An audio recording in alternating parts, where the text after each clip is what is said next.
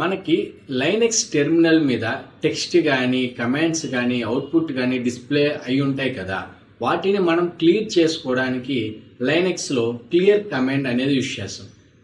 Clear command అని type చేసిన తర్వాత మనకి టెర్మినల్ మీద ఆ టెక్స్ట్ డిస్ప్లే అయ్యే టెక్స్ట్ అనేది క్లియర్ అయ్యి మనకి ఒక బ్లాంక్ స్క్రీన్ వస్తుంది. మనం లాగిన్ అయినప్పుడు పుట్టికి లాగిన్ అయినప్పుడు మనకి బ్లాక్ స్క్రీన్ ఎలా ఉంటుందో without any text on display మనకి క్లియర్ కమాండ్ యూజ్ చేసిన తర్వాత అలా ఉంటుంది.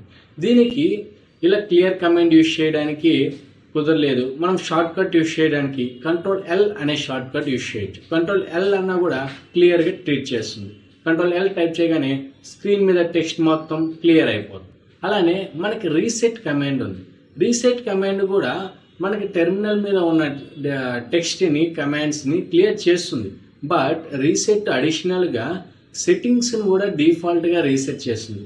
మన టెర్మినల్లో మనం ఏమైనా సెట్ చేసుకునే కలర్స్ కానీ టెక్స్ట్ ఫాంట్ సైజ్ ఇవి డిఫాల్ట్ సెట్టింగ్స్కి రీసెట్ చేస్తుంది. ఇది క్లియర్కి రీసెట్కి ఉన్న డిఫరెన్స్.